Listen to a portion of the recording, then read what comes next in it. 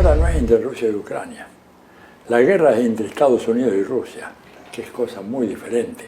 Se libra en Ucrania, pero no es una guerra de Ucrania y Rusia. ¿Por qué digo esto?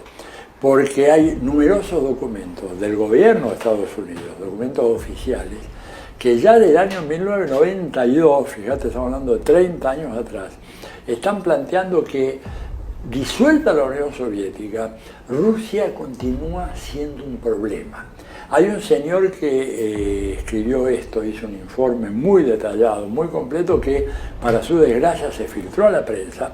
El señor se llama Paul Wolfowitz, probablemente algunos de los telespectadores más ilustrados del tema lo conocerán, en donde él en el año 92 sacó un informe confidencial que se filtró y lo tomó el New York Times, en donde él decía: nosotros tenemos que seguir combatiendo a Rusia, no importa que ya no sea comunista, no importa que sea capitalista. Y él decía: Rusia es demasiado grande, demasiado rica, tiene demasiado petróleo, demasiado gas, demasiada agua, demasiada tecnología, tiene un armamento nuclear equivalente al nuestro, y por lo tanto cualquiera que sea su régimen político va a ser un obstáculo para el interés nacional de los Estados Unidos y para nuestras posiciones en Eurasia y fundamentalmente en Europa Oriental. Así que tenemos que avanzar con sanciones, hostigando a Rusia, etc. Esto lo decía Wolfowitz y lo apoyaba todo el establishment político norteamericano cuando ya había desaparecido la Unión Soviética, se había disuelto el Pacto de Varsovia, ¿no es cierto? Y no había ninguna razón para mantener esa postura. Bueno, pero esa fue la postura dominante en Estados Unidos durante todo este tiempo, que se reforzó en el 2019 con un informe de la corporación RAND. La corporación RAND es un gran tanque de pensamiento que depende del Pentágono, financieramente hablando. Para que te des una idea, emplea más de 1.800 funcionarios, o sea, es en realidad una universidad dedicada a temas de defensa y seguridad nacional. Ellos en el 2019 publicaron otro informe que por suerte también se logró filtrar en parte, en donde decían de que había llegado la hora de avanzar en la intensificación de las sanciones en contra de Rusia, los efectos de desangrarla en una guerra, desangrarla económicamente, y a los efectos de lograr este proceso que se llama de sobreexpansión de Rusia para que se involucre en una guerra. Recomendaban explícitamente, tal como te lo voy a decir ahora, instalar armamento letal en Ucrania. Este es un informe de febrero-marzo del 2019.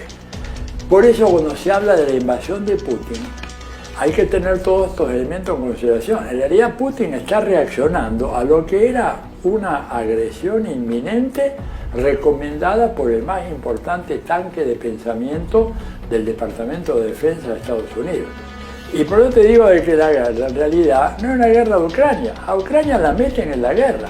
Primero haciendo un golpe de Estado en el 2014, golpe de Estado en el cual el gobierno de Estados Unidos tuvo un papel esencial. Probablemente para ilustrar esto se pueden poner las fotos de la subsecretaria de Estado para Asuntos Euroasiáticos, la señora Virginia Nuland, repartiendo galletitas y botellitos de agua a bandas de nazis, porque los tipos estaban todos con los emblemas nazis, la cruz gamada, la cruz de hierro, etc., en la Plaza Maidan, promoviendo que atacaran al gobierno de Yanukovych, que había sido electo y que había sido reconocido por la Unión Europea. Pero ¿cuál era el problema de Yanukovych? Que no quería, él y su fuerza política se oponían a que entrara la OTAN en Ucrania, porque dice: si viene la OTAN en Ucrania, vamos a tener guerra, porque los rusos no lo van a admitir. Y el tipo decía, y esto lo reprodujo después Putin varias veces: un misil instalado en Ucrania llega a Moscú en 5 minutos. Entonces Estados Unidos jamás admitiría que le pusiéramos en Tijuana, esto lo dijo Putin, en Tijuana una batería de misiles que pudieran llegar a Los Ángeles o a San Francisco en 5 minutos. Estados Unidos lo admite. Ahora, ¿por qué lo debe admitir Rusia? ¿Por qué lo debe admitir Rusia? Y por eso creo que toda la prensa occidental que ha dejado de ser periodismo, te lo digo con mucho dolor. Cuando uno ve los grandes medios, gráficos o televisivos, te das cuenta que son puras operaciones de propaganda, donde no hay un gramo de verdad. Y esto no es nuevo, yo te cuento una historia. Cuando se bombardea Hiroshima, el New York Times manda a su columnista estrella, que el nombre se me fue en este momento, ¿verdad?, a ver qué había pasado en Hiroshima. Y el tipo manda un informe diciendo que no hay rastro de radioactividad en Hiroshima.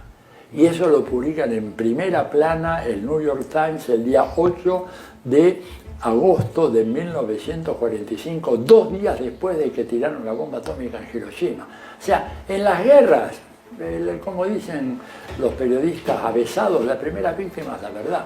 Y eso es lo que ha pasado acá. Entonces, claro, es decir, cuando Putin plantea, y lo planteó en el 2007 en una conferencia de seguridad europea, él dijo, ¿qué es lo que no se entiende?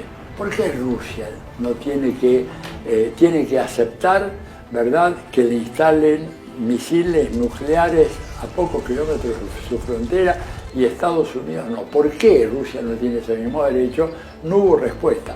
Propuso una negociación con la OTAN, no le hicieron caso. Bueno, el tipo al cabo de unos años se hartó y dijo, bueno, vamos por todo.